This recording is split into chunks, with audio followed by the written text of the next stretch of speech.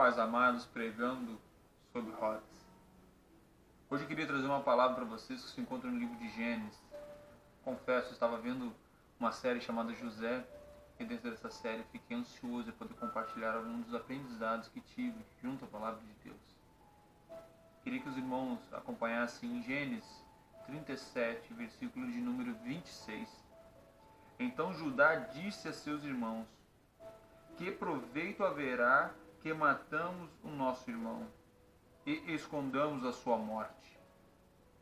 Vinde e vendemos a este ismaelita, e não seja a nossa mão sobre ele, porque ele é o nosso irmão, nossa carne. E os seus irmãos o obedeceram. O irmão que falou isso foi o Judá, um dos irmãos de José. Eu queria falar um pouquinho, antes de continuar o contexto, para aqueles que ainda não conhecem, o que aconteceu nessa história. Jacó, entre vários filhos que teve, havia um preferido, o filho da sua esposa preferida, Raquel. E Jacó não sabia distribuir bem o seu amor. Jacó amava muito a Raquel e muito ao filho que ela gerou. Foi um filho que custou para ser gerado. Raquel era estéril, Deus fez um milagre.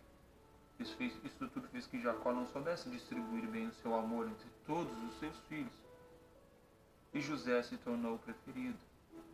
E além de tudo isso, José ainda era o filho que tinha um coração mais voltado a Deus. José era o filho que obedecia ao seu pai. José era o filho que trazia alegria. E isso tudo gerava mais inveja ainda em seus irmãos.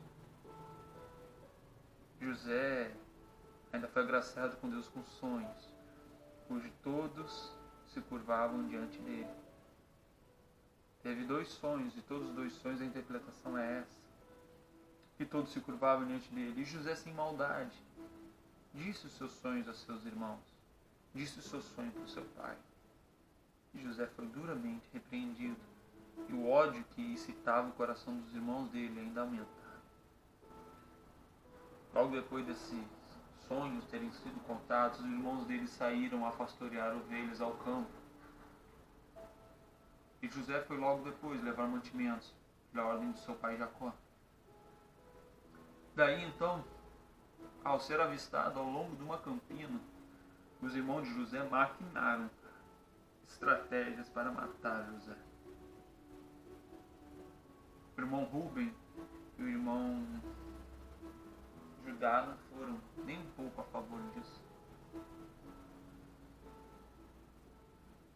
E de uma forma de proteger José, decidiram então agarrar os seus próprios irmãos. Lançaram numa cova, um buraco. Ficaram ali em volta, comendo pão e chacoteando provavelmente o pobre coitado. Judá, vendo que seus irmãos queriam o sangue do seu irmão, decide vendê-lo a alguns ismaelitas que passavam por ali.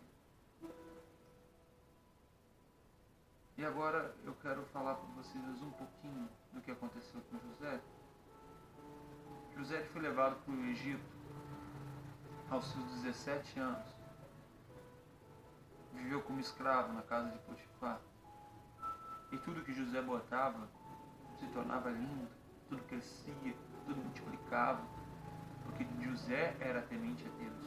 E o fato de José ser temente a Deus gerava o quê? Bênção, milagre, cura. Deus era com José. José era tentado o tempo todo, escarnecido o tempo todo, com sua cara. Em determinado ponto, quando José já tinha crescido, já tinha se tornado um homem, a mulher de Potifar cresceu os olhos sobre José, pois tamanha eram as habilidades de José. Mas José negou a sua própria carne, o seu próprio desejo naquele momento. Foi acusado de algo que não fez, foi caluniado e foi preso.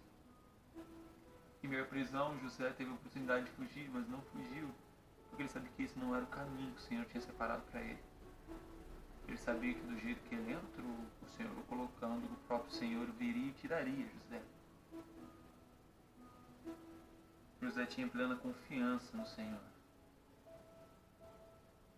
José, passado mais algum tempo, teve a oportunidade de interpretar 2 sonhos de um copeiro e de um padeiro. E a interpretação desses sonhos foi clara a José, dizendo que um seria restituído o cargo e que o outro morreria. E a esse que foi restituído o cargo, o copeiro, José diz o seguinte: lembra de mim diante de Faraó.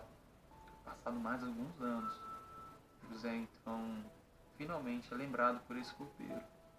Em meio a uma crise do Faraó, querendo interpretar os seus sonhos, e ninguém conseguia interpretar esses sonhos, o copeiro se lembra de José. Mas quem lembra o copeiro é Deus. Quem fez toda essa trama, essa maravilha, foi Deus. Deus colocou um sonho a José. E agora esse sonho estava prestes a se cumprir. José é levado até Faraó, interpreta com clareza Faraó. O Faraó honra José, colocando ele como governador, para que ele possa administrar tudo aquilo. Haveria 7 anos de extrema fartura e depois 7 anos de extrema pobreza, a ponto de não se lembrar até mesmo da fartura que já houve. E Faraó entende que o único homem sábio o suficiente para poder cuidar disso era José. Um homem que na casa de Potifar, como escravo, se tornou um mordomo e cuidava de tudo que era de Potifar. Um homem que mesmo lançado na prisão, cuidava da prisão. Agora era um homem que queria cuidar de todo o Egito. José chegou com 17 anos. Foi colocado como governador do Egito aos 30. Mas a história lá na frente vai dizer que os irmãos de José, quando tiveram fome, foram buscar alimentos no Egito, por ordem de seu pai. De 17 anos aos 30 anos, já haviam se passado 30 anos. 30 anos, e eu creio que eles não foram nos anos bons, eles foram sim nos anos ruins, nos anos da fome, ou seja, vamos acrescentar mais 7 anos. 20 anos passados. 20 anos se passados. 20, 22, vamos botar assim que eles não foram no primeiro ano da crise, ainda resistiram um pouco na sua terra, Canaã. Mas chegou um ponto que eles tiveram que ir e reencontrar o seu irmão.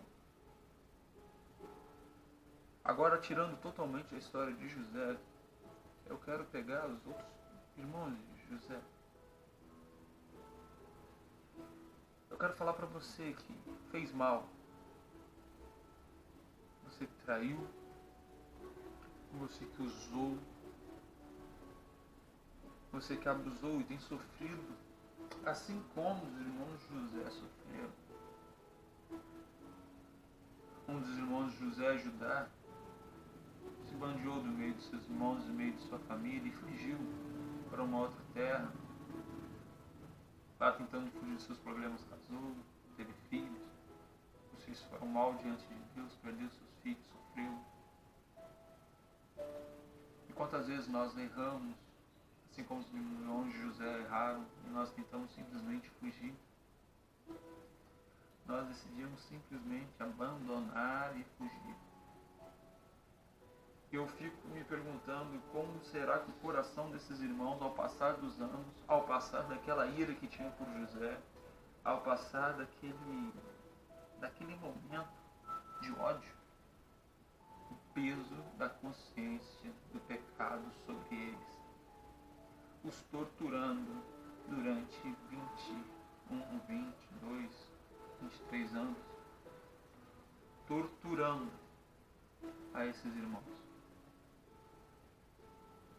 pelas suas más atitudes, pela sua falta de amor ao seu próprio irmão. E quantas vezes nós somos igual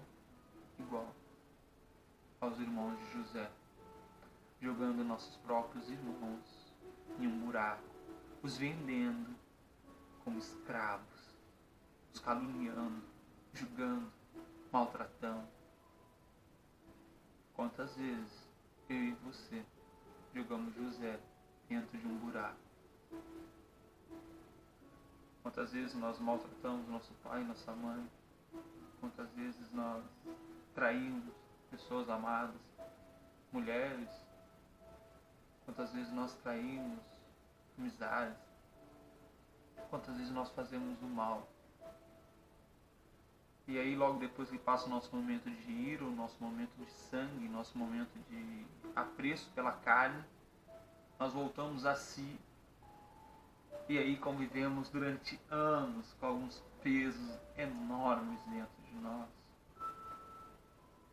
Convivemos com culpa, convivemos com dúvida, pois eu tenho certeza que os irmãos se perguntavam: que fim será que teve nosso irmão José?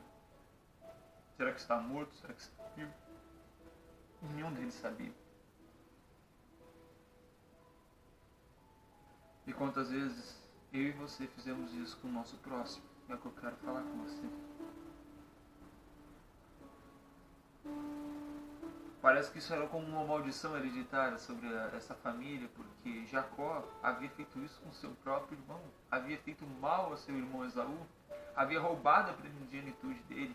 Mas Jacó, no determinado ponto, quando estava voltando à terra de seu pai, Jacó encontra Esaú, que vinha matá-lo. Mas Deus coloca graça ao coração de Esaú depois de uma noite inteira que Jacó lutou com o próprio Deus. E teve seu nome trocado de Jacó para Israel. Esaú derrama graça sobre a vida de Israel, sobre a vida de Jacó. E há uma reconciliação. Na história de José não foi diferente. Depois de anos, os irmãos decidem ir até o Egito, pegar alimento, e lá acontece a restauração. José tinha tudo, mas José era amargo da vida pelos sofrimentos causados. Os irmãos, eu creio que havia sempre uma dorzinha, uma imensa dor dentro do coração. No coração de Judá, o que incentivou que vendesse o irmão, porque assim era melhor do que matá-lo. Imagina a dor que ele não sentia dentro do seu peito. Rubem rasgou suas vestes quando viu que seu irmão não estava mais dentro daquela cova, e sim que havia sido vendido. Ele já não podia mais fazer nada. Só que eu quero te dizer uma coisa.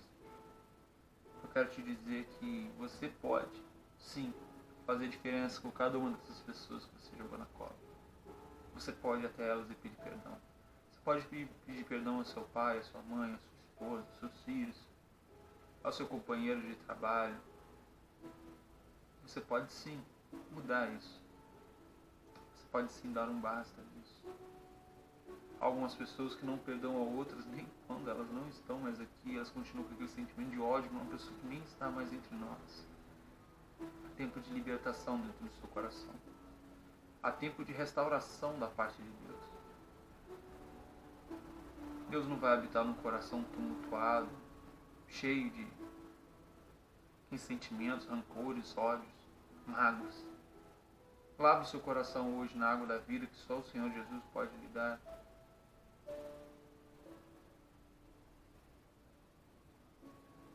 Faça que a sua história termine bem, como a de José, com todos chorando e se abraçando. Procure hoje pessoas cujo você tacou na cova, cujo você maltratou, humilhou, usou, e peça perdão. Vou falar uma coisa para você. Você vai tirar um fardo das suas costas.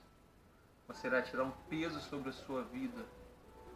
Por mais que seja difícil, que vai ser difícil, quando você conseguir, eu tenho a plena certeza que você sairá bem mais leve de cada uma dessas conversas.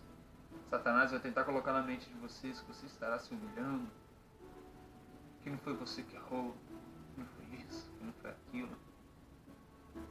Mas lembre-se, aquele que humilha a si mesmo será exaltado pelo próprio Deus.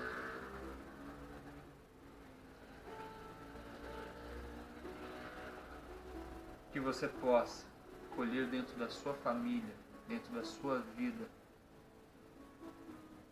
as mesmas bênçãos que a vida de José pôde ter. A reconciliação, a volta de ver o seu pai em vida. Que você possa não esperar as pessoas morrerem para que você diga que as ama, mas sim que você ainda consiga falar isso para elas em vida. E se você